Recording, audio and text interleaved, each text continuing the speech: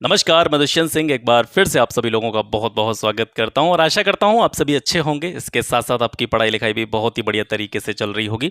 हम civil service examinations को ध्यान में रखते हुए, चाहे वो आपका यूपीएससी का एग्जाम है, चाहे आपका किसी भी स्टेट पीसीएस का एग्जाम है, अपनी एनसीईआरटीज को कवर कर रहे हैं। और इस क्रम में हमारी क्लास 11th की इकोनॉमिक्स की एनसीईआरटी गतिमान है, जिसका चैप्टर नंबर 6 आज हम इस क्लास में डिस्कस करने वाले हैं। ध्यान देने की बात है कि हमारी जो यूनिट चल रही थी, जिसके अंतर्गत हम सारे चैप्टर्स को पढ़ रहे हैं, उसका नाम क्या था? उसका नाम था भारतीय अर्थव्यवस्था के सामने चुनौतियां। भारतीय अर्थव्यवस्था के सामने कौन कौन सी चुनौतियां हैं, इसके बारे में मैं आपको पिछली क्लासेस में बता चुका हूं। फिर आपको एक बार से रिकॉल करा देता हूं, क्योंकि इसका कनेक्शन बनाना बहुत जरूरी है। भारतीय अर्थव्यवस्था के सामने सबसे पहली चुनौती थी पॉवर्टी, निर्धनता, जिसके बारे में आप पढ़ चुके हैं।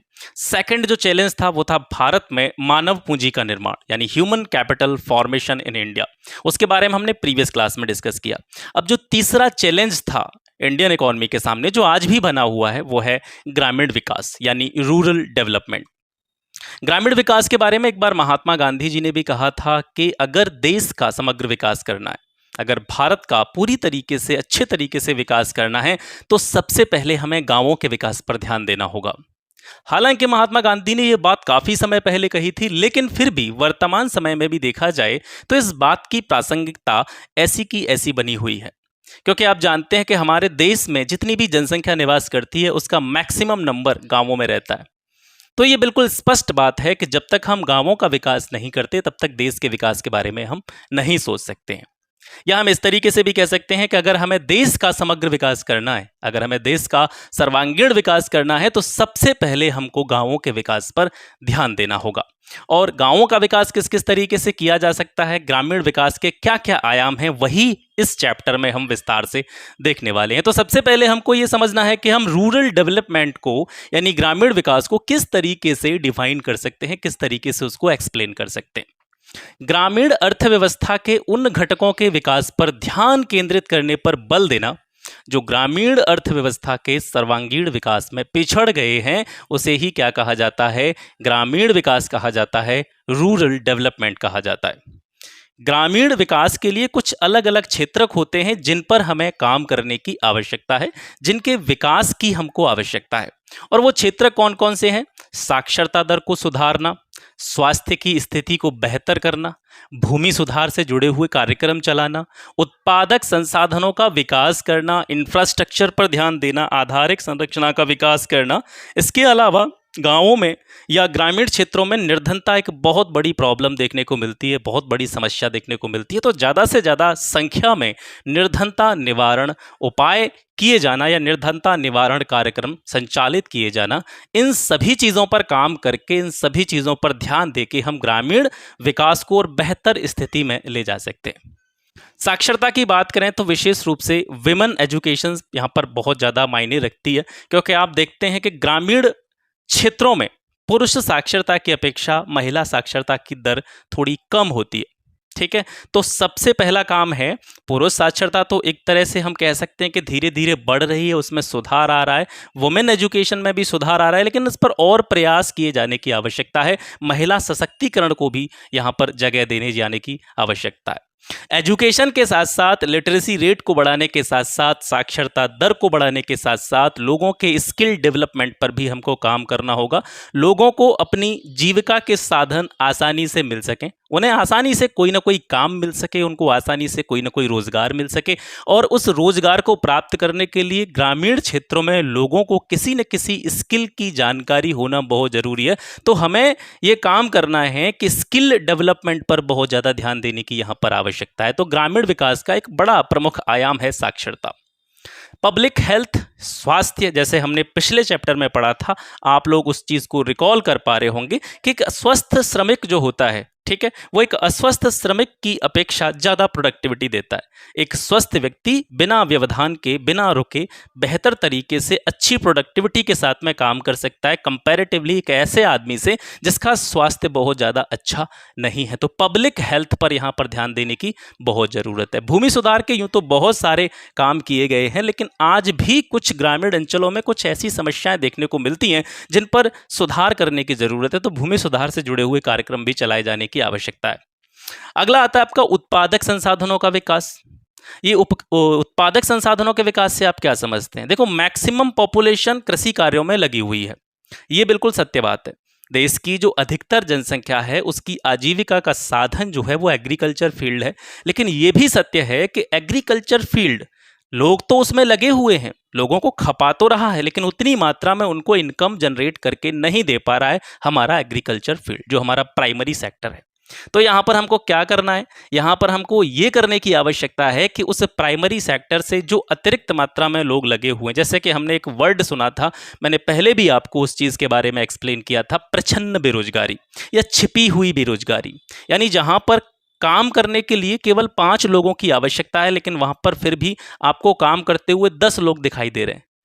तो काम तो 5 लोगों से हो सकता है, लेकिन उसमें 10 लोग जो है लगे हुए हैं। तो कहीं ना कहीं क्या है कि वो लोग काम करते हुए दिख रहे हैं, बेरोजगार नहीं दिख रहे हैं, लेकिन वो छिपी हुई बेरोजगारी है, क्योंकि उन 5 लोगों को जितनी इनकम होनी चाहिए थी, वो 5 लोगों की इनकम अब 10 लोगों में डिवाइड हो चुकी है।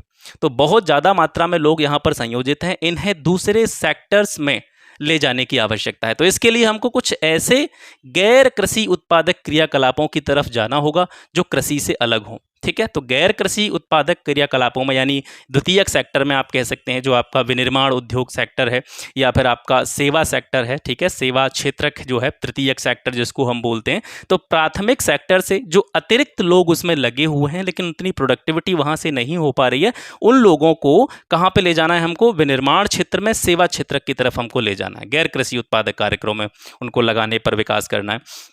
आधारिक संरचना का विकास करने की बड़ी आवश्यकता है। आधारिक संरचना के अंतर्गत क्या आते हैं? जैसे आपका बिजली की व्यवस्था हो गई, कृषि के लिए सिंचाई की व्यवस्था हो गई, साख की व्यवस्था हो गई। ये साख शब्द कई बार आया है और आप सभी लोग इससे परिचित भी होंगे, तो उतना ज़्यादा दिक्कत लेने की जरूरत नहीं है। साख का मतलब है ऋण। जब भी हमको किसी काम को करने के लिए पैसे की जरूरत होती है तो हम बैंक के पास आते हैं और बैंक से जो लोन लेते हैं वही क्या है? वही साख है आपका। तो साख की आवश्यकता ग्रामीण क्षेत्रों में क्यों पड़ती है? जो किसान लोग होते हैं वो कृषि में इन्वेस्टमेंट करते हैं, यानी अपनी फसल को बोने से लेकर के काटने तक उनको विभिन्न प्रकार के साधनों की आवश्यकता होती है और उन साधनों की पूर्ति के लिए उनको पैसे की जरूरत होती है। तो यहाँ पर ये व्यवस्था करने की जरूरत है कि जो ग्रामीण क्षेत्रों में जो किसान हैं उनको जो ऋण है, उनको जो साख है, वो बिल्कुल नियत दरों पर मिल सके। मतलब ऊंची ऊंची ब्याज जो महाजनों के द्वारा, जो बड़े बड़े जमींदार हैं उनके द्वारा दी जाती है, वो कहीं ना कहीं जो ग्रामीण अंचल के किसान हैं उनको ऋणग्रस्तता की स्थिति में धकेल देती है। तो कहीं ना कहीं इस चीज़ पर काम करने की ज़रूरत है। बैंकिंग सेक्टर को ग्रामीण अंचल तक पहुंचाने की आवश्यकता है ताकि किसानों को आवश्यक ऋण जो है वो उचित ब्याज की दरों पर मिल सके। ठीक है, मार्केटिंग पर काम करने की ज़रूरत है। जो प्रोडक्शन हो रहा है चीज़ों का वो अच्छी तरीके से बाज़ारों में पहुँचाया जा सके, और उसके लिए किसकी ज़रूरत पड़ेगी? ट्रांसपोर्ट की ज़रूरत पड़ेगी, परिवहन की ज़रूरत पड़ेगी, और लोगों को नई प्रौद्योगिकी को अपनाने के लिए, या नई प्रौद्योगिकी या नई टेक्नोलॉजी के बारे में जानकारी उनको मिल सके, तो उसके लिए कम्युनिकेशन के जो साधन है, सूचना के साधन जो हैं, उन पर काम करने की जरूरत है। सूचना के साधनों के प्रसार की आवश्यकता है। ठीक है, और निर्धनता निवारण कार्यक्रमों तो वर्तमान में भी बहुत सारे कार्यक्रम चल रहे हैं जो निर्धनता निवारण से संबंधित है, लेकिन इस पर और ज़्यादा काम करने की ज़रूरत है। काम क्या करना है कि निर्धनता निवारण जितने भी कार्यक्रम चल रहे हैं उनका ज़्यादा से ज़्यादा लाभ जो है ज़रूरतमंदों को मिल सके। अक्सर करके ये देखा गया है कि लोग इन कार्यक्रमों का सबसे ज़्यादा फायदा वे लोग उठाते हैं जो वास्तव में इसके हकदार नहीं हैं। ठीक है, तो इस चीज़ को रोका जाना चाहिए, सरकार को इसमें मध्यस्थता करनी चाहिए और लोकल लेवल पर जाकर के उन समस्याओं को जो है देखना चाहिए और उनके निराकरण में सहयोग प्रदान करना चाहिए। एक तरफ देखा जा रहा है कि जीडीपी में जो कृषि का कंट्रीब्यूशन है वो कम हो रहा है, लेकिन कृषि आश्रित जनसंख्या में कोई महत्वपूर्ण परिवर्तन नहीं हुआ। ये बहुत बड़ी प्रॉब्लम है। देखिए, एक पॉजिटिव चीज़ ये होती है कि जब जीडीपी में कृषि का यानी प्राइमरी सेक्टर का कंट्रीब्यूशन जैसे जैसे कम होता है और टर्शियरी सेक्टर का या तृतीयक सेक्टर का जो कंट्रीब्यूशन है वो बढ़ता है, तो कह सकते हैं हम देश की इकोनॉमी ग्रो कर रही है, देश की अर्थव्यवस्था का विकास हो रहा है। तो एक तरफ सकारात्मक चीज़ यह है कि जीडीपी में कृषि का कंट्रीब्यूशन कम हो रहा है, लेकिन कृषि पर जितने लोग आश्रित हैं, जितने लोगों की आजीविका का आधार बना हुआ है कृषि, उस जनसंख्या में कोई कमी नहीं हो रही है।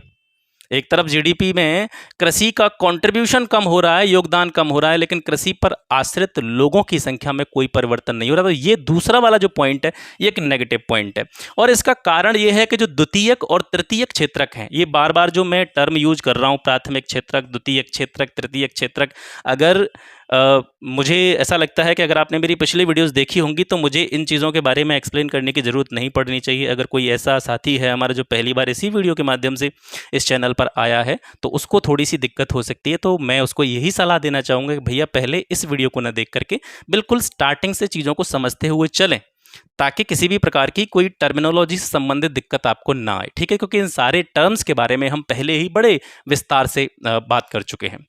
तो कृषि आश्रित जनसंख्या में कोई महत्वपूर्ण परिवर्तन नहीं हो रहा है। इसका कारण क्या है कि जो द्वितीयक और तृतीयक क्षेत्रक हैं, विनिर्माण क्षेत्रक और आपका सेवा क्षेत्रक, ये जो एक्स्ट्रा लोग लगे हुए हैं प्राइमरी सेक्टर में, उसको खपा नहीं पा रहे हैं, उसको रोजगार नहीं दे पा रहे हैं। तो ये एक बहुत बड़ा यहाँ पर नेगेटिव पॉइंट हो सकता है। जैसे हमने पढ़ा था आर्थिक सुधारों की जब बात अब कर रहे थे, हम इकोनॉमिक रिफॉर्म्स की बात कर रहे, तो इकोनॉमिक रिफॉर्म्स की शुरुआत 1991 से है, आपको पता है। तो 1991 से लेकर के, नहीं, जहां से आपके आर्थिक सुधारों की शुरुआत होती है वहां से लेकर के 2012 तक की अवधि तक कृषि की जो ग्रोथ रेट है, समृद्धि दर है, वो घट करके 3% रह गई।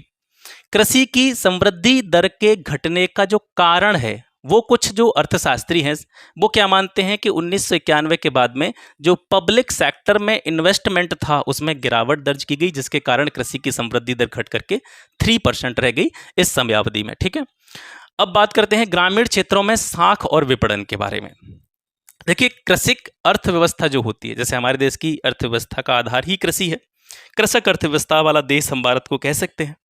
तो कृषि अर्थव्यवस्था की जब ग्रोथ होती है, कृषि अर्थव्यवस्था की समृद्धि का कारण या समृद्धि की निर्भरता किस पर है? किसानों की पूंजी पर। किसानों की पूंजी पर निर्भर करती है कृषक अर्थव्यवस्था की समृद्धि। और किसानों की जो पूंजी होती है उसका यूज कहां पे किया जाता है, या फिर हम इस तरीके से भी कह सकते हैं कि किसानों को पूंजी की जरूरत होती क्यों है? भाई, कृषि अर्थव्यवस्था है, यहाँ पर खेती होगी, बीज बोया जाएगा, फसल तैयार होगी, उसकी सिंचाई की जाएगी, उसकी कटाई की जाएगी। ठीक है, तो इन सभी के लिए पैसे की आवश्यकता होती है। तो चाहे बीजों की बात हो, चाहे फर्टिलाइजर्स या उर्वरक की बात हो, या कृषि कार्य को संपन्न करने के लिए जो औजार होते हैं, उपकरण होते हैं, उनकी आवश्यकता हो। इसके अलावा ग्रामीण अंचलों में देखा होगा सभी लोगों में ही होता है ये तो जनरली, पारिवारिक निर्वाह खर्च की भी आवश्यकता होती है। ठीक है, शादी ब्याह भी उनको करने होते हैं। इसके साथ साथ एक चीज़ देखी होगी, कोई वृद्ध जन अगर एक्सपायर हो जाता है तो उसके लिए मृत्यु भोज का भी प्रावधान रहता है। ठीक है, तो देखो एनसीईआरटी कितना आपको डीप में ले जाकर के चीज़ें बता रही है कि किसान जो होते हैं उनकी पूंजी कहाँ कहाँ लगती है, कहाँ कहाँ उनका पैसा खर्च होता है। तो एक तरफ तो कृषि से जुड़े हुए कार्यों में, बीजों में, उर्वरकों में, औजारों में, ठीक है, इन सारी चीज़ों में पैसा खर्च हो रहा है, सिंचाई के लिए भी पैसा खर्च हो रहा है। एक तरफ से उनका पारिवारिक जो जीवन यापन है उसके निर्वाह के लिए भी उनको पैसे की आवश्यकता है, वहाँ पे भी खर्च होता है, शादी ब्याह में भी खर्च होता है, मृत्यु भोज में भी खर्च होता है। तो किसानों को इसके लिए किसकी ज़रूरत होती है? पूंजी की ज़रूरत होती है। लेकिन हमारा जो एग्रीकल्चर सेक्टर है, कृषि क्षेत्रक है, ना तो किसानों के पास, सभी किसानों के पास क्या है कि बहुत ज़्यादा ज़मीनें हैं, क्योंकि हमने पहले भी पढ़ा था कि हमारे यहाँ पर जो भूमि का वितरण कैसा है, असमान है। भूमि वितरण में काफ़ी असमानताएं हैं, या तो किसी के पास बहुत ज़्यादा भूमि है या किसी के पास भूमि है ही नहीं। और ज़्यादातर देखा होगा आपने, हमारे यहाँ पर जो संख्या है वो सीमांत और लघु किसानों की संख्या सबसे ज़्यादा है, बड़े किसानों की संख्या काफ़ी कम है। मैक्सिमम जो फार्मर है वो कैसा है, लघु किसान है या सीमांत किसान है। ठीक है, तो ज़्यादातर लोग ऐसे ही हैं जो कि कृषि के इस कार्य से अपनी जीविका का जो कह सकते हैं आवश्यकता है उसको पूरी तरीके से कंप्लीट नहीं कर पाते। तो कहीं ना कहीं ऐसा नहीं होता है कि किसानों की जो भी फसल बन करके तैयार हुई, फसल कट करके तैयार हुई, तो उनके पास अधिशेष अनाज की मात्रा कम होती है। अधिशेष अनाज का मतलब समझ रहे हैं, अपनी आवश्यकताओं की पूर्ति के बाद में एक्स्ट्रा बच गया भैया किसानों के पास में। तो जो बड़े बड़े किसान हैं वो तो बचा लेते हैं, उनके पास में जितना प्रोडक्शन होता है, जितना अनाज वो उगाते हैं, कोई भी प्रोडक्शन कर रहे हैं खेत में, तो उनके पास में इतना अनाज हो जाता है कि वो अपनी आवश्यकताओं की पूर्ति कर लेते हैं, और उसके बाद में जो अतिरिक्त अनाज होता है उसको मार्केट में बेच देते हैं, और उससे जो पूंजी आती है उसको अगले साल की फसल के लिए पहले से ही तैयार रख लेते हैं। लेकिन छोटे और जो सीमांत किसान होते हैं उनके साथ में ये समस्या रहती है, यानी उनकी जितनी भी प्रोडक्शन होता है खेती से वो उनके पारिवारिक निर्वाह में ही व्यय हो जाता है, पारिवारिक खर्च में ही जो है वो चला जाता है। तो अगले साल की फसल के लिए उनके पास में पर्याप्त पूंजी नहीं होती। तो पर्याप्त पूंजी नहीं होती तो इस कंडीशन में उनको किसकी जरूरत पड़ती है? साख की जरूरत पड़ती है, यानी ऋण की जरूरत पड़ती है। ठीक है, तो ऋण की आवश्यकता आपकी समझ में आ गई यहाँ से। अब इसके बाद में ग्रामीण साख व्यवस्था में परिवर्तन के क्या क्या प्रयास किए गए। 1969 से पहले बहुत ज़्यादा इसमें प्रयास नहीं किए गए थे। फिर 1969 में सामाजिक बैंकिंग की शुरुआत होती है, सोशल बैंकिंग की शुरुआत होती है, लोगों को बैंकिंग से जोड़ने की शुरुआत होती है। फिर 1982 में एक संस्था जो है वो अस्तित्व में आती है, नाबार्ड, जिसका नाम आपने सुना होगा, राष्ट्रीय कृषि और ग्रामीण विकास बैंक के नाम से इसको जाना जाता है। ये ग्रामीण वित्त व्यवस्था के समन्वयन के लिए सबसे शीर्ष संस्थान के रूप में इसको जाना जाता है, नाबार्ड को जाना जाता है। इसके बाद में ग्रीन रिवॉल्यूशन आया, इससे भी किसानों की स्थिति पर बहुत ज़्यादा जो है इम्पैक्ट पड़ा। इसके अलावा फिर धीरे धीरे व्यावसायिक बैंक आए, कमर्शियल बैंक जो होते हैं, इसके अलावा क्षेत्रीय ग्रामीण बैंक, इसके अलावा सहकारी बैंक, भूमि विकास बैंक, ये सारी चीज़ें आकर कहीं ना कहीं जो ग्रामीण क्षेत्रों में जो साख व्यवस्था है उसमें कहीं ना कहीं चेंज करने का इन्होंने काम किया। लोगों को जो है कम ब्याज दरों पर ऋण मिलने लगा। इसमें एक सबसे महत्वपूर्ण स्थान आता है स्वयं सहायता समूहों का, सेल्फ हेल्प ग्रुप्स का। अब इतनी सारी चीज़ें चल रही थी, वही सहकारी बैंक चल रही हैं, भूमि विकास बैंक चल रही हैं, कमर्शियल बैंक आ गई, ठीक है, ये सारी चीज़ें आ गई, लेकिन इसके बावजूद भी सेल्फ हेल्प ग्रुप्स की आवश्यकता क्यों पड़ी। इसकी उत्पत्ति का सबसे पहला कारण है कि जो औपचारिक साख व्यवस्था है हमारी वो अपर्याप्त थी।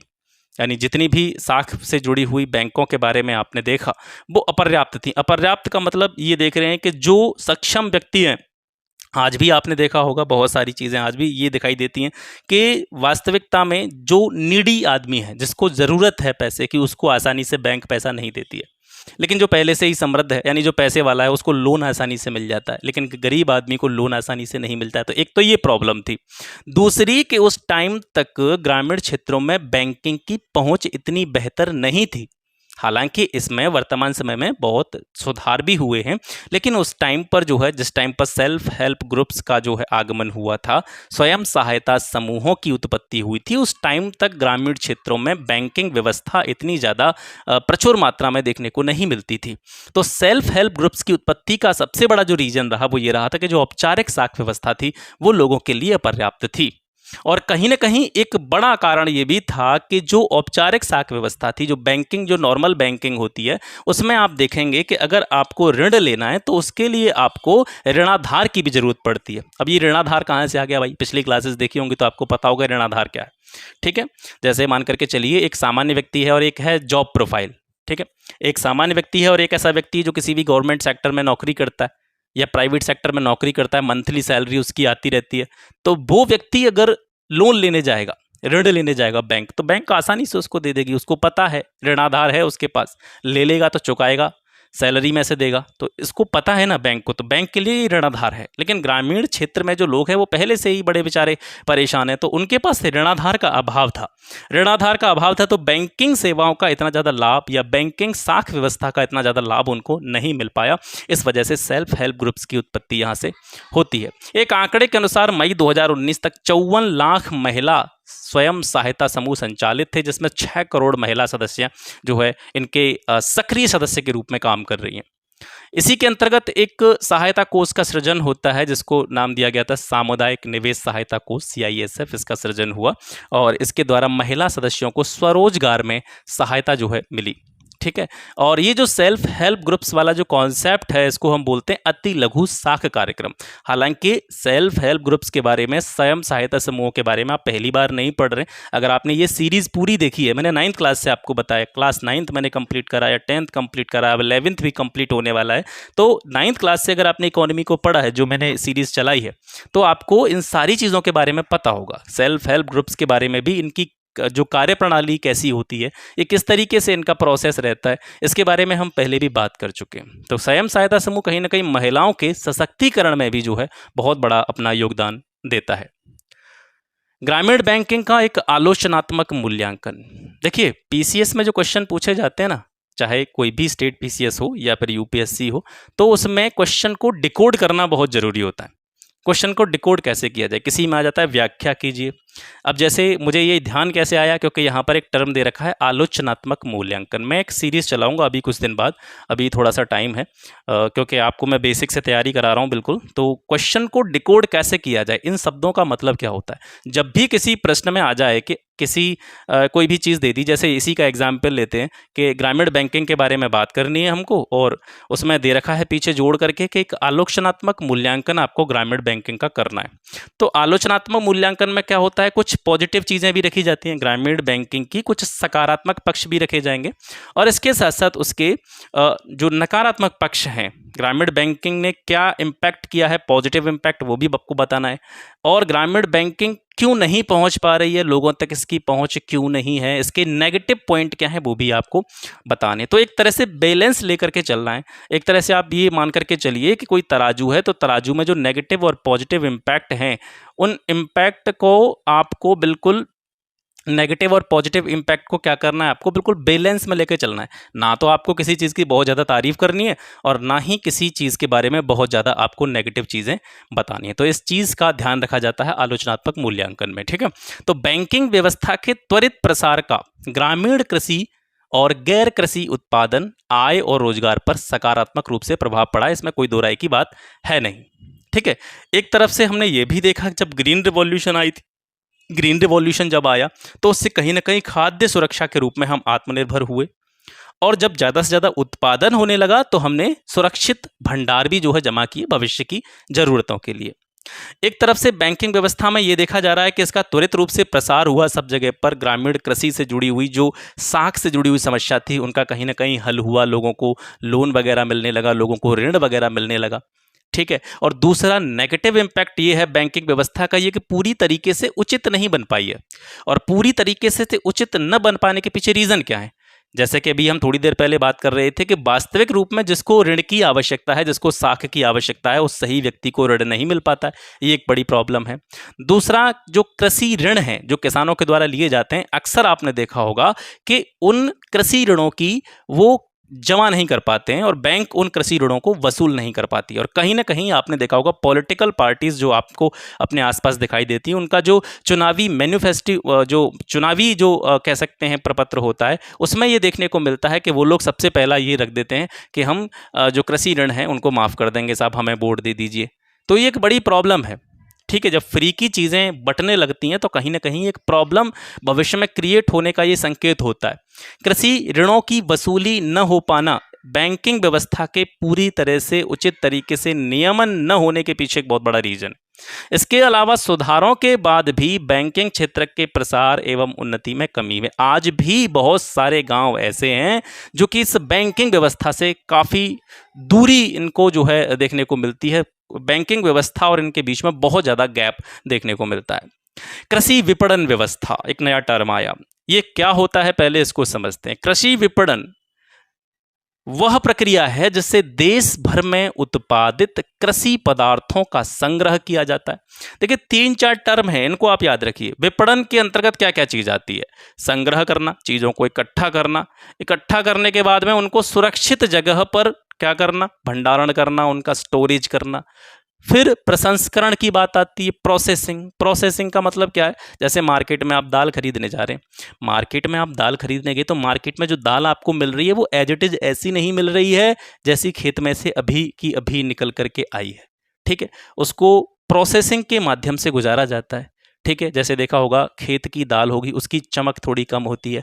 मार्केट में आप दुकान से दाल लेने जाएंगे तो वो आपको बड़ी शाइनिंग सी उसमें दिखाई देगी, तो प्रोसेसिंग के थ्रू आती है वो, ठीक है। हालांकि उसका एक मिसयूज भी किया जाता है, लोग केमिकल वगैरह उस पर लगा देते हैं और गंदी जो चीज़ें होती हैं उनको भी उसी में मिक्सअप कर देते हैं। तो प्रसंस्करण से कुछ जो है समस्याएं भी देखने को मिलती हैं, क्योंकि हर चीज़ के नेगेटिव पॉइंट पॉजिटिव पहलू होते हैं, ठीक है। तो यहाँ पर हम विपणन की बात कर रहे हैं, कृषि विपणन की बात कर रहे हैं, तो यहाँ पर 2-4 टर्म जो हैं वो आपको मुख्य रूप से याद रखने। एक संग्रह, चीज़ों का संग्रह, चीज़ों का स्टोरेज, चीज़ों की प्रोसेसिंग, चीज़ों का ट्रांसपोर्ट, परिवहन, चीज़ों को एक स्थान से दूसरे स्थान तक पहुँचाना, पैकिंग करना, उनका क्लासिफिकेशन करना, वर्गीकरण करना, और उसके बाद में उन चीज़ों का क्या कर देना, डिस्ट्रीब्यूशन कर देना, वितरण कर देना। तो ये सारे प्रोसेस जिस प्रक्रिया में करे जाते हैं उसी को बोलते हैं कृषि विपणन। आई होप आपकी समझ में चीज़ें आ गई होंगी। अब कृषि विपणन के अंतर्गत सुधार के लिए क्या क्या उपाय किए गए। बाजार का नियमन सबसे पहले, मार्केट का रेगुलेशन जरूरी है। दूसरा है भौतिक आधारिक संरचनाओं का प्रावधान, किसानों को उचित मूल्य मिल सके उनके उत्पादों का, और नीतिगत साधन। इन 4 चीज़ों पे हम बात करेंगे। ये 4 चीज़ें क्या हैं? ये 4 चीज़ें हैं कृषि विपणन के अंतर्गत सुधारात्मक उपाय। ठीक है, तो बाजार नियमन का मतलब क्या है कि व्यवस्थित और पारदर्शी विपणन दशाओं का निर्माण करना, यानी बाजार में जो चीज़ें बिक रही हैं, बाजार में जिन चीज़ों की बिक्री की जा रही है वो बिल्कुल पारदर्शी तरीके से की जाए। ठीक है, उचित मूल्य पर की जाए और सही वस्तुओं की बिक्री की जाए। भौतिक आधारिक संरचनाएं, जैसे कि बार बार एक टर्म यूज होता है इंफ्रास्ट्रक्चर, तो उसके अंतर्गत ही सारी चीज़ें आती हैं। इनका प्रावधान किया जाना चाहिए। भाई देखो, सड़क का विकास किया जाना चाहिए, रेल मार्गों का विकास किया जाना चाहिए, भंडार गृहों का विकास किया जाना चाहिए, शीत गृहों का विकास किया जाना चाहिए, प्रसंस्करण इकाइयों की, प्रोसेसिंग यूनिट्स की जो है स्थापना की जानी चाहिए। तो ये सारी चीज़ें जो है आवश्यक हैं।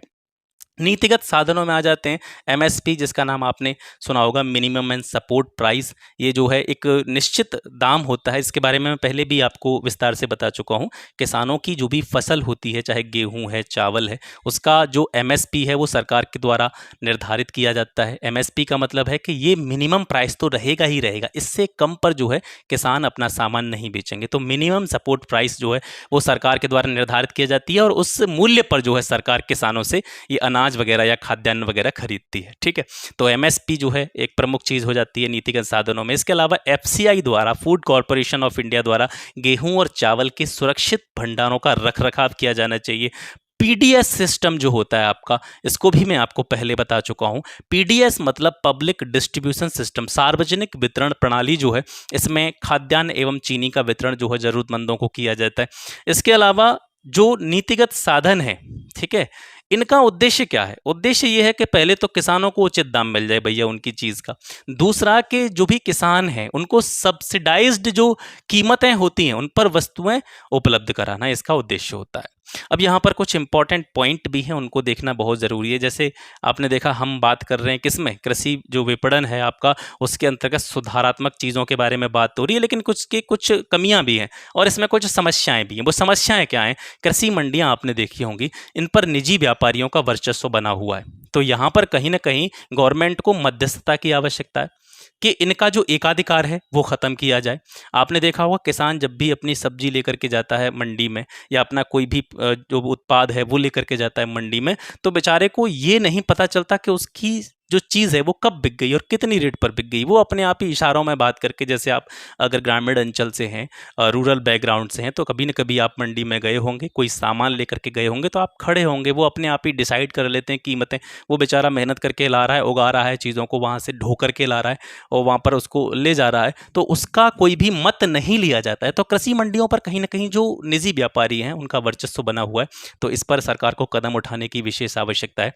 सरकारी संस्थाएं जितनी भी, हालांकि सरकारी संस्थाएं भी चल रही हैं इस काम में, तो सरकारी संस्थाएं जो हैं टोटल कृषि उत्पादन के मात्र 10% अंश के आदान प्रदान में सफल हो पा रही हैं। बाकी का 90% जो भाग है कृषि उत्पादन का, टोटल एग्रीकल्चरल प्रोडक्शन का, उस पर कृषि मंडियों के निजी व्यापारियों का वर्चस्व है। ठीक है, तो किसान अपनी की जो चीज़ है, किसान अपना जो उत्पाद है उसकी कीमत खुद निर्धारित नहीं कर पा रहा है। तो यहाँ पर हमको क्या आवश्यकता है? कुछ वैकल्पिक क्रय विक्रय माध्यमों की आवश्यकता है। और वो वैकल्पिक क्रय विक्रय के माध्यम क्या है? पहला कि किसानों द्वारा जो अपना टोटल प्रोडक्शन है स्वयं उपभोक्ताओं को बेचा जाना। अगर ऐसा हो जाए तो कितना बढ़िया हो।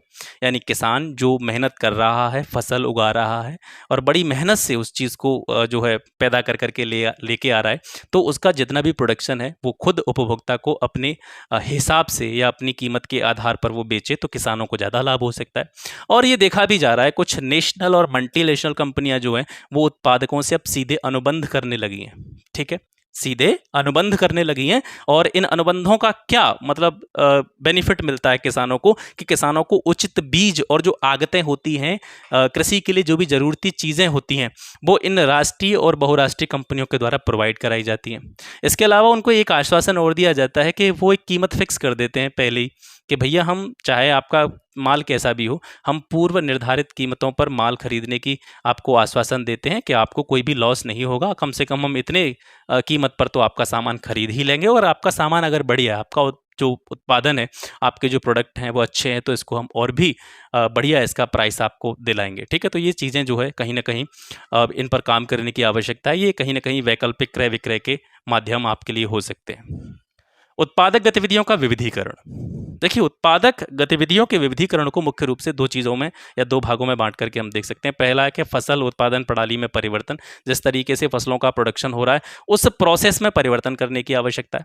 और दूसरा है कि श्रम शक्ति को खेती से हटा करके गैर कृषि क्षेत्र में लगाना है, क्योंकि इस पर हमने पहले भी बात करी थी चैप्टर के स्टार्टिंग में, क्योंकि मैक्सिमम पॉपुलेशन इसी फील्ड में लगी हुई है, लेकिन लगे होने के बावजूद भी उनको जितना आय का अर्जन उनके लिए होना चाहिए वो नहीं हो पा रहा है। तो कहीं ना कहीं इस फील्ड से हटा करके उसको गैर कृषि क्षेत्र में ले जाया जाना बहुत जरूरी है। यही है उत्पादक गतिविधियों का विविधीकरण। इस कृषि विविधीकरण की जरूरत क्यों है, इसकी आवश्यकता पर विचार करना बहुत आवश्यक है। पहला पॉइंट यही है कि सिर्फ खेती के आधार पर आजीविका कमाने में अधिक जोखिम है। खेती के आधार पर ही अगर आप अपनी आजीविका को लेकर के चल रहे हैं तो कहीं ना कहीं यहाँ पर अधिक रिस्क की संभावना रहती है। और रिस्क की संभावना क्यों रहती है, क्योंकि आपको पता है, क्योंकि हमारे यहाँ पर मैक्सिमम जो कृषि से जुड़ा हुआ कार्य है वो 12 मासी नहीं है।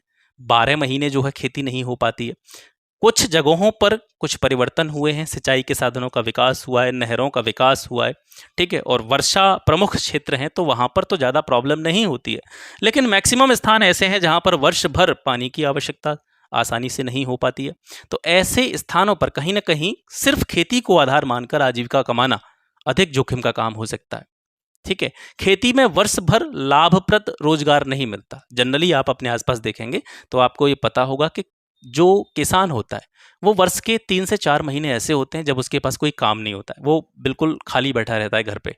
ठीक है, तो वर्ष भर 12 महीने रोजगार देने वाला काम नहीं है खेती। तो इस वजह से भी हमें दूसरे फील्ड की तरफ, दूसरे सेक्टर्स की तरफ देखना चाहिए। इसके अलावा बढ़ती श्रम शक्ति के लिए गैर कृषि कार्यों में वैकल्पिक रोजगार के अवसरों की आवश्यकता है। हमारी श्रम शक्ति बढ़ती जा रही है। श्रम शक्ति बढ़ने का मतलब पॉपुलेशन बढ़ रही है। यूथ जनरेशन जो है वो इंडिया में सबसे ज़्यादा है, और श्रम शक्ति का एक सीधा मतलब यूथ जनरेशन से भी होता है। ठीक है, कार्यशील जनसंख्या। तो बढ़ती श्रम शक्ति के लिए गैर कृषि कार्यों में, यानी कृषि से हटकर के जितने भी कार्य हैं उनमें वैकल्पिक रोजगार के जो अवसर हैं उनको ढूंढने की जरूरत है। गैर कृषि क्षेत्र के गतिशील अपघटकों में स्वस्थ समृद्धि की संभावनाएं हैं। कृषि के क्षेत्र को हटा करके कुछ ऐसे गैर कृषि क्षेत्र हैं जहां पर स्वस्थ समृद्धि की संभावनाएं हैं, मतलब जहां पर ज्यादा रोजगार की संभावनाएं हैं। वो कौन कौन से उद्योग हैं? कृषि प्रसंस्करण उद्योग, यानी खेतों में फसल उगाना एक अलग काम है, लेकिन उस फसल का प्रोसेसिंग करना उसकी, ठीक है, एग्रीकल्चरल प्रोसेसिंग इंडस्ट्री जो है वहाँ पर ज़्यादा रोजगार की संभावनाएं। इसी तरीके से फूड प्रोसेसिंग सेक्टर में ज़्यादा रोजगार की संभावनाएं हैं। चर्म उद्योग या चमड़ा उद्योग में ज़्यादा रोजगार की संभावना है। टूरिज्म इंडस्ट्री में ज़्यादा रोजगार की संभावनाएं हैं। तो जो अतिरिक्त श्रम जो लगा हुआ है, जिसका बहुत ज़्यादा यूज़ है नहीं कृषि कार्यों में, क्योंकि अगर उनको हटा भी लिया जाए, जो एक्स्ट्रा पॉपुलेशन वहाँ पर काम कर रही है जिसकी ज़रूरत नहीं है, उसको अगर वहां से हटा लिया जाए तो भी प्रोडक्शन पर, उत्पादन पर, यानी आज जो उत्पादन हो रहा है उसमें से कुछ लोगों को हटा करके इन क्षेत्रों में भेज दिया जाए, इन क्षेत्रों में उनके रोजगार की व्यवस्था की जाए, तब भी प्रोडक्शन उतना ही रहेगा। उस प्रोडक्शन पर कोई बहुत ज़्यादा इम्पैक्ट नहीं पड़ेगा। ठीक है, क्योंकि प्रच्छन्न बेरोजगारी, याद रखेंगे आप दिमाग में। पशुपालन के ऊपर बात करते हैं। भारतीय किसान जो है जनरली क्या करते हैं? मिश्रित कृषि का अनुसरण करते हैं। मिश्रित कृषि का मतलब होता है कृषि के साथ साथ पशुपालन, ये दोनों चीजें जो मिल जाती हैं तो उसको हम मिक्स्ड फार्मिंग कहते हैं। मवेशी पालन से क्या होता है? मवेशी मतलब जो जानवर होते हैं, ठीक है, दुधारू जानवर वगैरह। तो मवेशी पालन से क्या होता है? परिवार की आय में एक स्थिरता आती है। इसके अलावा खाद्य सुरक्षा, ईंधन भी मिलता है। ईंधन मतलब जो गोबर वगैरह होता है उससे उपले वगैरह बनाते हैं, तो कहीं ना कहीं जो है ईंधन की भी पूर्ति वहाँ से हो जाती है। इसके अलावा पोषण, जब आप मवेशी पालेंगे, जब आप गाय भैंस पालेंगे तो दूध वगैरह की व्यवस्था होगी, तो न्यूट्रिशन की कोई समस्या नहीं होगी। तो कहीं ना कहीं एक तो आय में स्थिरता प्रदान कर रहा है पशुपालन, दूसरा खाद्य सुरक्षा, ईंधन, पोषण आदि की प्राप्ति भी यहाँ से हो रही है। सीमांत और भूमिहीन किसान, जैसे कि अभी हम थोड़ी देर पहले बात कर रहे थे, कुछ किसान ऐसे हैं जो लघु कृषक हैं, कुछ सीमांत कृषक हैं, कुछ ऐसे किसान भी हैं जिन पर भूमि ही नहीं है, जो दूसरों की ज़मीन जो है वहाँ पर जो काम करके अपनी आजीविका के साधन तलाशते हैं। तो सीमांत किसान, भूमिहीन किसानों की वैकल्पिक आय का प्रमुख साधन पशुपालन को माना जा सकता है। दूसरी चीज़, पशुपालन इंडस्ट्री में यहाँ पर एक बहुत इंपॉर्टेंट चीज़ है कि महिलाओं को पर्याप्त रोजगार के अवसर भी यहाँ पर मिल जाते हैं। इसके अलावा पशुपालन होगा, पशुपालन पर ध्यान दिया जाएगा तो डेयरी उद्योग का विकास होगा। ठीक है, ऑपरेशन फ्लड इसका एक उदाहरण है। 1951 से लेकर के 2016 में इस ऑपरेशन फ्लड की बदौलत क्या हुआ, दुग्ध उत्पादन में लगभग 10 गुना वृद्धि देखने को मिली है। और मुख्य प्रमुख जो राज्य हैं जो दुग्ध उत्पादन के लिए जाने जाते हैं, गुजरात, मध्य प्रदेश, उत्तर प्रदेश, आपका आंध्र प्रदेश हो गया, महाराष्ट्र हो गया, पंजाब, राजस्थान, ये प्रमुख दुग्ध उत्पादक राज्यों में गिने जाते हैं।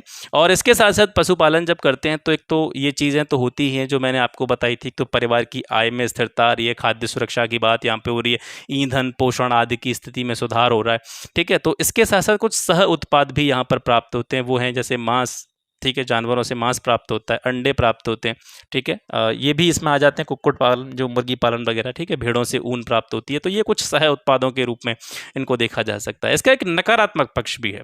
नकारात्मक पक्ष क्या है, हालांकि हम दुग्ध उत्पादन में आत्मनिर्भर हैं, बहुत ज़्यादा दुग्ध उत्पादन होता है, विश्व में प्रथम स्थान पर हम आते हैं, लेकिन जितना संख्या बल हमारे यहाँ पर है, जितना पशुधन हमारे पास है, पशुओं की जितनी संख्या हमारे पास है, वो सबसे ज़्यादा प्रभावशाली होने के बाद भी अगर प्रोडक्टिविटी देखी जाए, कुल प्रोडक्टिविटी की बात नहीं हो रही है, कुल उत्पादन तो ज़्यादा हमारे यहाँ है ही, और कुल उत्पादन हमारे यहाँ ज़्यादा होने के कारण यह है कि हमारा पशुधन भी ज़्यादा है। लेकिन यहाँ पर मुख्य समस्या जो है, जो हमको देखनी है, वो ये देखनी है कि हमारे यहाँ संख्या बल प्रभावशाली है, संख्या बल हमारे यहाँ बहुत ज़्यादा है, पशुधन हमारे यहाँ बहुत ज़्यादा है, लेकिन इसके बाद भी जो प्रोडक्टिविटी है अन्य देशों की अपेक्षा हमारे यहाँ कम है, उत्पादकता का स्तर जो है वो कम है। 2012 में यहाँ पर एक डाटा देख सकते हैं आप, मैक्सिमम जो इसके अंतर्गत आता है वो मुर्गी पालन होता है 58%। ठीक है, इसमें से फिर मवेशी आ जाती हैं, मवेशी और भैंसें, वो 24% में आ जाती हैं। 16% में जो है आपकी भेड़ें और बकरियां पाली जाती हैं, 1% में आपके सूअर वगैरह आ जाते हैं, और 1% में आपके अन्य। तो मैक्सिमम जो उद्योग टिका हुआ है वो आपका किस पर टिका हुआ है, पोल्ट्री पर टिका हुआ है, मुर्गी पालन पर टिका हुआ है। इसके बाद में बात करते हैं मत्स्य पालन पर। समस्या, जितना भी मत्स्य उत्पादन होता है उसका लगभग 65% जो होता है वो अंतर्वर्ती क्षेत्रों से होता है। अंतर्वर्ती क्षेत्र मतलब देश के अंदर के जो भाग हैं, झील, तालाब कुछ हो गए, या आंतरिक नदियां वगैरह, नहरें वगैरह, उसमें। ठीक है, ये अंतर्वर्ती क्षेत्रों से हो रहा है प्रोडक्शन। और 35% जो प्रोडक्शन हो रहा है वो महासागरीय क्षेत्रों से हो रहा है, देश की सीमा से बाहर, मतलब। ठीक है, तो ये जो टोटल मत्स्य पालन है, इसको अगर देखा जाए तो एक ऑन एन एवरेज अगर बात की जाए तो टोटल जीडीपी का 0.9% है। भारत में एक तरफ देखा होगा बजटीय प्रावधान में वृद्धि हो रही है धीरे धीरे मत्स्य पालन के लिए। ठीक है, और जल कृषि में नवीन प्रौद्योगिकी का विकास हो रहा है, तो इससे कहीं ना कहीं मत्स्य पालन का विकास तो हुआ है, मत्स्य पालन का विकास तो हुआ, लेकिन इस फील्ड में भी कुछ प्रॉब्लम्स हैं। जो मछुआरा वर्ग है उसमें रोजगार व्यवस्था निम्न रोजगार है, प्रति व्यक्ति आय भी बहुत कम है। इसके अलावा अन्य कार्यों की ओर श्रम के प्रभाव का अभाव है, मतलब लोग जो है इस काम को छोड़ करके दूसरे काम की तरफ जा भी नहीं पा रहे हैं, कहीं ना कहीं उनकी गरीबी इसके बीच में आड़े आ रही है। निरक्षरता दर जो है वो भी बहुत ज़्यादा है, लोग बहुत ज़्यादा पढ़े लिखे नहीं हैं। दूसरी, गंभीर ऋणग्रस्तता की स्थिति, ये लोग बहुत ज़्यादा ऋण में दबे हुए हैं, तो ये एक समस्या है इस फील्ड की। आगे की राह, आगे क्या किया जा सकता है? देखिए, इस फील्ड में हालांकि महिलाओं का बहुत ज़्यादा कंट्रीब्यूशन नहीं है, लेकिन महिलाओं का जो है कंट्रीब्यूशन इसमें जो है सुनिश्चित करने के लिए काम किया जाना चाहिए। महिलाओं की सहायता के लिए सहकारिता और स्वयं सहायता समूहों के माध्यम से ऋण सुविधाओं का विस्तार किए जाने की ज़रूरत है, ताकि महिलाएं भी इस क्षेत्र में अपना कंट्रीब्यूशन दे सकें। दूसरा, एक प्रॉब्लम ये भी है कि मत्स्य पालन से एक पॉल्यूशन की समस्या पैदा होती है, तो मत्स्य पालन से जो प्रदूषण उत्पन्न होता है इसको नियमित और नियंत्रण करने की भी आवश्यकता है। तो ये कुछ आगे की राह में आप 1-2 पॉइंट देख सकते हैं। इसके बाद में उद्यान विज्ञान की बात करते हैं, बागवानी की बात करते हैं। बागवानी के अंतर्गत या बागवानी कृषि के अंतर्गत कौन कौन सी चीज़ें आती हैं? इसमें फल, सब्जियां, रेशेदार जो फसलें होती हैं, फाइबर क्रॉप जो होते हैं, इसके अलावा औषधीय या सुगंधित पौधे हो गए, मसाले, चाय, कॉफ़ी, ये सारी चीज़ें उद्यान विज्ञान के अंतर्गत या बागवानी के अंतर्गत आती हैं। भारत में जो बागवानी क्षेत्रक है, टोटल कृषि उत्पादन का लगभग 1/3 है, जीडीपी का लगभग 6% जो है कंट्रीब्यूट करता है। फल सब्जियों के उत्पादन में अग्रणी है भारत और विश्व में दूसरा स्थान रखता है। बागवानी में लगे कृषकों की आर्थिक दशा में सुधार देखे गए, ये कहीं ना कहीं एक अच्छा ऑप्शन है ठीक है। और ग्रामीण महिलाओं के लिए यहाँ पर अधिक आय वाले रोजगारों की संभावना है। आगे की राह इसमें क्या की जा सकती है कि बागवानी के लिए आधारिक संरचनाओं में निवेश की आवश्यकता है कि ज़्यादा से ज़्यादा लोग जो हैं इस बागवानी की तरफ आकर्षित हो सकें। इसके अलावा कुछ अन्य रोजगार भी हैं, आजीविका के विकल्प भी हैं, जैसे सूचना प्रौद्योगिकी ग्रामीण विकास के योगदान में, ग्रामीण विकास में एक बहुत बड़ा कंट्रीब्यूशन दे सकती है। खाद्य असुरक्षा की आशंका वाले जो क्षेत्र हैं उनकी पहचान या उनका पूर्वानुमान सूचना प्रौद्योगिकी की सहायता से आसानी से लगाया जा सकता है। तो आईटी सेक्टर में लोगों को ट्रेंड किए जाने की ज़रूरत है, उनको स्किल प्रदान किए जाने की ज़रूरत है। इसके अलावा जो उन्नत तकनीकें होती हैं उससे कीमत, मौसम, मिट्टी की दशा कैसी है, इन सभी चीज़ों की जानकारी भी जो है आसानी से कलेक्ट करी जा सकती है। तो कहीं ना कहीं ये जो सूचना प्रौद्योगिकी वाला क्षेत्र है ये भी ग्रामीण क्षेत्रों में रोजगार के नए अवसर पैदा कर सकता है, अगर इस क्षेत्र में लोगों को ज़्यादा से ज़्यादा ट्रेनिंग दी जाए, ज़्यादा से ज़्यादा लोगों को स्किल प्रदान की जाए। इसके बाद में एक टर्म आता है धारणीय विकास और जैविक कृषि। देखिए, धारणीय विकास और जैविक कृषि का आजकल आपने देखा होगा बहुत प्रचलन हो रहा है। आजकल आपको बहुत एक टर्म सुनने को मिल रहा होगा, ऑर्गेनिक चीज़ें खाते हैं भाई, हम तो ऑर्गेनिक सब्जी खाते हैं, ऑर्गेनिक दालें खाते हैं, सब ऑर्गेनिक खाते हैं। तो धीरे धीरे इसका क्रेज आ रहा है, लेकिन जो किसान है वही ऑर्गेनिक चीज़ें नहीं खा पा रहा है, एक बहुत बड़ी समस्या है। विकास की धारणीयता के लिए पर्यावरण मित्र प्रौद्योगिकी विकास के प्रयास अनिवार्य हैं। मतलब विकास की धारणीयता का मतलब ये है कि जो चीज़ें, जो भी हम प्रोडक्शन जिनका कर रहे हैं, जो भी खेती कर रहे हैं या कुछ भी काम कर रहे हैं, तो उसको इस तरीके से किया जाए कि हमारे पर्यावरण में बहुत ज़्यादा नुकसान उस चीज़ से न हो। ठीक है, पर्यावरण मित्र प्रौद्योगिकी को अपनाना। जैसे हम जनरली जो खेती कर रहे हैं, परंपरागत खेती जो हमारी चल रही है, उसमें इतने सारे केमिकल उड़ेल दिए जा रहे हैं, दुनिया भर का उसमें रासायनिक उर्वरक डाले जा रहे हैं, कीटों की समस्या के लिए उसमें जो है कीटनाशकों का छिड़काव हो रहा है, जिससे कहीं ना कहीं जो चीज़ें हम खा रहे हैं वो विषाक्त हैं। जैसे आपने देखा होगा कि कई बार आपको ये देखने को मिलता है कि बहुत सारे लोग हैं ऐसे कि भाई किसी को मान करके चलिए फॉर एग्जांपल कैंसर हो गया, और आपको पता है कि यार ये तो ऐसा आदमी था जिसने तो कभी सिगरेट नहीं पी, इसने कभी बीड़ी नहीं पी, इसने कभी तंबाकू का सेवन नहीं किया, इसने कभी अल्कोहल नहीं लिया, लेकिन फिर भी इसको कैंसर हो गया। भाई ये तो बड़ी यार आश्चर्य की बात है। तो ये आश्चर्य की बात नहीं है यार, हम जो चीज़ें खा रहे हैं, हम अनाज भी खा रहे हैं, हम सब्जियां खा रहे हैं, यहाँ तक कि हम दूध भी जो पी रहे हैं ना वो भी विषाक्त है, क्योंकि हमने अपनी इन सारी चीज़ों पर जो दैनिक जीवन में हम उपभोग करते हैं, इसमें हमने इतने सारे केमिकल्स को उड़ेल करके रख दिया है कि सभी चीज़ों को हमने जहरीला कर दिया है, और यही जहरीली चीज़ें धीरे धीरे करके हमारे अंदर बीमारियों का जो है विकास करती हैं। ठीक है, तो विकास की धारणीयता के लिए पर्यावरण मित्र या पर्यावरण फ्रेंडली, इको फ्रेंडली प्रौद्योगिकी विकास के प्रयास जो है किए जाने अनिवार्य हैं।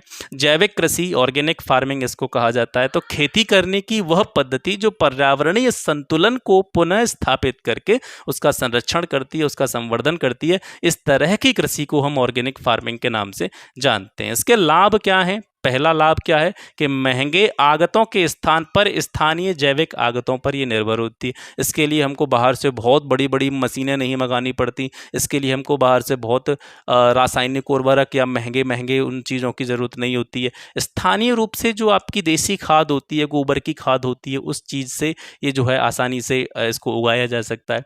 अधिक प्रतिफल प्राप्ति होती है। इससे क्या होता है, आपने देखा होगा ऑर्गेनिक चीज़ें आप खरीद करके देखिए, जैसे आप मार्केट में कोई डब्बा आ गया शहद का, एक शहद जो हो रहा है वो जैसे मान करके चलिए किसी भी कंपनी का डाबर का आ गया, पतंजलि ने, बाबा ने निकाल दिया, ठीक है, उस शहद को लेके आ रहे हैं तो वो आपको सस्ता मिल रहा है। और एक ऑर्गेनिक के नाम से जो भी चीज़ आ रही है कि भाई ये जैविक है, हम ऑर्गेनिक चीज़ें दे रहे हैं, ऑर्गेनिक तरीके से प्रोसेस्ड करी हुई चीज़ें हम आप तक पहुंचा रहे हैं, तो उसकी कीमत 3, 4, 10 गुना तक ज़्यादा महंगी होती है।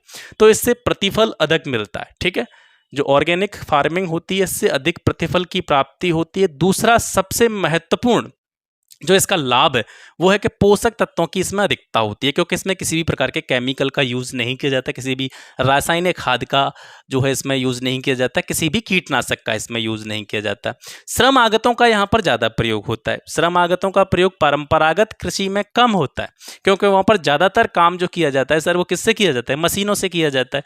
लेकिन यहाँ पर जो है शारीरिक श्रम की अधिक आवश्यकता होती है, श्रम आगत की ज़्यादा इसमें जो है आवश्यकता होती है। और भारत जैसे देश में जहाँ पर कि इतना श्रम बल है, तो वहाँ पर इस क्षेत्र में लोगों को अधिक से अधिक रोजगार मिलने की संभावना भी है। तो भारत जैसे देश में इस ऑर्गेनिक फार्मिंग को ज़्यादा बढ़ावा दिए जाने की ज़रूरत है। इसके अलावा जिसके जो प्रोडक्ट होते हैं वो रासायनिक मुक्त होते हैं, केमिकल फ्री होते हैं, पर्यावरण हितैषी होते हैं, ये इसके बेनिफिट हैं। अब समस्याएं क्या हैं ऑर्गेनिक फार्मिंग में, उनको देख लेते हैं। किसानों में इच्छा शक्ति और जागरूकता का अभाव। जमीन है, साधन है, सिंचाई के साधन हैं, सब चीज़ है, संपन्न है, लेकिन अवेयर नहीं है ऑर्गेनिक फार्मिंग के बारे में। अब आप पूछ करके देखिए गाँवों में जाकर के, किसानों को भी जो वास्तव में खेती का काम कर रहे हैं उन लोगों को भी आप पूछ करके देखेंगे कि सर ऑर्गेनिक फार्मिंग क्या है, वो नहीं बता पाएंगे। जैविक कृषि क्या है, नहीं बता पाएंगे। मैं सभी की बात नहीं कर रहा हूँ, लेकिन मैक्सिमम की बात कर रहा हूँ। तो जागरूकता का अभाव है, और जिसको पता है उसके अंदर इच्छा शक्ति नहीं है। ठीक है। दूसरा क्या है कि इसके लिए सरकार भी बहुत अच्छी नीतियां नहीं बना रही है, नीतियों का भी अभाव है। विपणन की समस्या, मार्केटिंग की समस्या है। मार्केटिंग की क्या समस्या है कि आप जैविक जो उत्पाद हैं, ऑर्गेनिक जो प्रोडक्ट हैं, उनको गाँव में तो कोई यूज़ नहीं करेगा क्योंकि महंगे होते हैं, या फिर कोई ऐसा व्यक्ति यूज़ नहीं करेगा जिसकी इनकम बहुत कम है, वो भी इसको यूज़ नहीं कर पाएगा। तो इसके विपणन की एक जो है व्यवस्था होनी चाहिए, ताकि चीज़ों को वहाँ तक पहुँचाया जा सके जहाँ पर लोग इनको खरीद सकें। और एक प्रॉब्लम ये है कि प्रारंभिक वर्ष जो होते हैं उसमें प्रोडक्टिविटी कम रहती है, ज़्यादा उत्पादन नहीं होता है। परंपरागत कृषि में जहां आप 2 गुना, 3 गुना, 4 गुना, यानी ऑर्गेनिक फार्मिंग से 4-5 गुना, 10 गुना तक आप प्रोडक्शन पा सकते हैं। वहां पर इसमें देखा गया है कि प्रारंभिक वर्षों में प्रोडक्टिविटी कम रहती है। तो कहीं ना कहीं ये चीज़ जो है किसानों को ऑर्गेनिक फार्मिंग से हतोत्साहित करती है। उत्पादों के शीघ्र खराब होने की संभावना भी ज़्यादा रहती है। परंपरागत जो कृषि से उत्पाद मिलते हैं उनकी अपेक्षा जो ऑर्गेनिक उत्पाद होते हैं उनके जल्दी खराब होने की संभावना ज़्यादा होती है। इसके अलावा एक और प्रॉब्लम यह है कि बेमौसमी फसलों का उत्पादन यहाँ पे सीमित होता है। परंपरागत कृषि ने आज हमारे वह रूप ले लिया है कि आप उस फसल को भी उगा सकते हो जिसका मौसम नहीं है। मतलब बिना सीजन के भी दूसरे सीजन की फसल को आज उगाया जा रहा है, इतना जो है उसमें विकास हो चुका है। लेकिन ऑर्गेनिक फार्मिंग में जो है ऐसी फसलों को नहीं उगाया जा सकता, या बहुत कम मात्रा में उगाया जा सकता है जो कि मौसम के आधार पर नहीं है, यानी बेमौसम की। जैसे कोई फसल जाड़ों की है, उसको आप गर्मी में नहीं उगा सकते हैं। लेकिन परंपरागत कृषि में ये चीज़ काफ़ी आगे पहुंच चुकी है। आप गर्मी की फसल को जाड़े में भी उगा रहे हैं, जाड़ों की फसल को आप गर्मी में भी उगा रहे हैं, तो ऐसा देखा गया है। लेकिन ऑर्गेनिक फार्मिंग में अभी इसका जो प्रोडक्शन है वो लिमिटेड है। ठीक है। तो ये हो गया आज का सेशन। आशा करता हूँ आज का सेशन आपको पसंद आया होगा, और जिस तरीके से मैं आपको ये नोट्स के फॉर्म में चीज़ें प्रोवाइड कर रहा हूँ, मैं आपसे फिर भी कहूँगा, अगर आप सीरियस कैंडिडेट हैं और सिविल सर्विसेज की बिल्कुल गंभीरता के साथ में तैयारी कर रहे हैं, तो एक चीज़ से आप बच नहीं सकते, और वो चीज़ ये है कि आपको लिखना पड़ेगा सर। ठीक है। बात मेरी समझिएगा कि मैं क्या आपसे कहना चाह रहा हूँ, कि अगर आप ये सोच रहे हैं कि हमको लिखना नहीं पड़े, हम लिखने से बचें, मेहनत करने से बचें, और हम सिविल सर्विसेज का कोई भी एग्ज़ाम पास कर लें, चाहे वो कोई स्टेट पीसीएस हो, चाहे यूपीएससी हो, तो आप कभी भी नहीं कर सकते। 7-8 जन्म भी ले लेंगे तब भी ये काम नहीं कर पाएंगे। उसके लिए आपको सबसे पहला काम ये करना होगा कि लिखने की आदत डालनी होगी। और लिखने की आदत डालने का सबसे अच्छा तरीका है कि एनसीईआरटी से नोट्स बनाना स्टार्ट कर दीजिए। ठीक है। क्योंकि मेंस के लिए कंटेंट जो प्रोवाइड करने वाली सबसे बढ़िया चीज़ है वो एनसीईआरटी है। आपके दिमाग की जो सोचने की शक्ति है उसको खोलने का काम एनसीईआरटी करती है। तो मैं आपसे ये कह रहा हूँ कि अगर आप ज़्यादा माल का दिमाग नहीं लगाना चाहते हैं, तो जो नोट्स मैं आपको यहाँ से ये दिखा रहा हूँ, जो चीज़ें आपको स्क्रीन पर दिखाई दे रही हैं, इस तरीके से इनको कॉपी ही करके अगर आप लिख भी लेंगे तब भी इससे बहुत अच्छा खासा आपको बेनिफिट हो जाएगा। तो लिखने की आदत ज़रूर डालिए। दूसरा चीज़, जैसे कि आप देख रहे हैं बहुत अच्छे अच्छे प्लेटफॉर्म्स हैं, बड़े नामी गिरामी प्लेटफॉर्म्स हैं यूट्यूब पर, वो भी एनसीईआरटीज़ को प्रोवाइड कर रहे हैं, लेकिन उसमें किसी भी प्रकार का कोई इनोवेशंस नहीं देखने को मिल रहा है। अपना दिमाग नहीं लगा रहे हैं। किताब में से जो लाइन जैसे छप रही है वो उसको ऐसे के ऐसे उसमें प्रिंट करके दे दिया, क्योंकि उसके पास टीम होती है। अब मैं कभी-कभी भाई एक दिन छोड़ के हो जाता है, कभी-कभी रेगुलरली वीडियोस बनने लग जाती हैं, एक दिन छोड़ के आपको प्रोवाइड कर पाता हूँ। उसके पीछे रीज़न ये है कि भैया इसमें टाइम लगता है यार, इसको लिखने में, इसमें दिमाग लगाने में, और मैं ऐसे ही अगर आँख बंद करके और बिल्कुल भूत की तरह इसमें लग जाऊँ और कुछ भी जो समझ में आए वो लिख करके आपको प्रोवाइड कर दूँ, उसमें भी मज़ा नहीं आता। मुझे तब तक चीज़ें अच्छी नहीं लगती जब तक उसमें उसमें परफेक्शन ना हो। तो ये जो चैप्टर है जो आप पढ़ रहे हैं रूरल डेवलपमेंट वाला, इसमें लगभग 20 पेज हैं। इसको मैंने 5 से 6 पेज में जो है कंप्रेस करके आपके सामने यहाँ पर प्रेजेंट किया है। तो ये चीज़ें बहुत ज़रूरी हैं, इसको आप करना सीखिए, लिखने की आदत डालिए। चाहें तो यहाँ से नोट्स को आप एज इट इज़ कॉपी कर सकते हैं, लेकिन स्टैंडर्ड बुक के नोट्स को आप एज इट इज़ कॉपी मत कीजिएगा। अभी मैं आपको सिर्फ एनसीईआरटी बता रहा हूँ, और बहुत जल्दी ही एनसीईआरटी जो आपकी इकोनॉमिक्स वाली ये ख़त्म हो जाएगी। इसके बाद में हम कोई एक स्टैंडर्ड बुक पकड़ेंगे। हालांकि ज्योग्राफी को भी मैंने इसी तरीके से बिल्कुल नोट्स फॉर्म में इसी चैनल पर अपलोड किया हुआ है। तो इसके बाद में हम कोई एक सब्जेक्ट पकड़ेंगे अच्छा सा, और उसको बड़े कॉन्सेप्ट के साथ में बड़ी अच्छी तरीके से सभी जितने भी कन्फ्यूजन्स होते हैं उनको दूर करते हुए चीज़ों को अच्छी तरीके से समझने का प्रयास करेंगे। बस आप सभी लोगों के सपोर्ट की आवश्यकता है, सहयोग की आवश्यकता है। और आप देखते हैं कि ऐसा होता है कि मेरी वीडियोस पे ज़्यादा व्यूज़ भी नहीं आते हैं, 40-50 व्यूज़ आते हैं और 1-2 कमेंट आ जाता है, बस वो ठीक है, लेकिन कोई दिक्कत नहीं है, क्योंकि मेरा जो एक एम बना हुआ है दिमाग में, वो कभी फुर्सत में आपसे चर्चा होगी, गुफ्तगू करेंगे उस चीज़ पे, वो बहुत लंबा है। तो मुझे ये 40-50 और 100 व्यूज़ से कोई दिक्कत नहीं होती। आपको पता है मैं फालतू प्रकार की वीडियो भी बहुत कम बनाता हूँ। मैं केवल अपना जो चैप्टर मेरा क्लियर हो जाता है, मुझे समझ में आ जाता है, तो मैं उसको आपको समझाने के लिए यहाँ पे आ जाता हूँ। लेकिन मैं इतना ज़रूर कह रहा हूँ कि अगर, क्योंकि मैंने 1 साल का टारगेट दिया है आपको, एनसीईआरटी सारी कंप्लीट होंगी आपकी, इसके साथ-साथ में जो भी एडवांस बुक हैं वो कंप्लीट होंगी, और पीसीएस जैसे एग्ज़ाम्स के लिए जो भी ज़रूरी चीज़ें हैं वो भी आपको यहाँ से मिलेंगी। बस आपको 1 साल तक मेरे साथ जुड़े रहना है, और जो भी व्यक्ति जुड़ा रहेगा और इन चीज़ों को बड़े कह सकते हैं एक ऑर्गेनाइज्ड वे में यहाँ से पढ़ता चलेगा, वो निश्चित रूप से उसको बहुत ज़्यादा बेनिफिट इस चीज़ का मिलेगा। ठीक है? मैं अपना महिमा मंडन नहीं करता, ना ही मुझे आदत है, और मुझे ये बताने की आवश्यकता नहीं है कि मैंने क्या किया है और क्या मैं कर चुका हूँ और मैं क्या कर रहा हूँ। उसका मुझे आपको कह सकते हैं स्पष्टीकरण देने की ज़रूरत नहीं है, एक्सप्लेनेशन देने की ज़रूरत नहीं है। चाहूँ तो अगर मैं एक वीडियो डाल दूँगा तो हो सकता है उस पर, अगर मैं, आप सोच पा रहे होंगे मैं क्या कह रहा हूँ, अगर मैं इस तरह की एक वीडियो डाल दूँ यहाँ पे, तो बहुत भर-भर के व्यूज़ पे आ जाएँगे। लेकिन नहीं, ऐसा नहीं करना है। कुछ अगर जीवन में जब आप बिल्कुल फाइनल स्टेज तक पहुँच जाते हैं, तभी ये चीज़ें सारी अच्छी लगती हैं। ठीक है? तो जुड़े रहना है, इसी के साथ बने रहना है, और क्लास के बाद में अपना फीडबैक देना बिल्कुल भी नहीं भूलना है। मिलते हैं आपसे फिर एक नेक्स्ट वीडियो में एक नए टॉपिक के साथ में, तब तक के लिए नमस्कार। जय हिंद।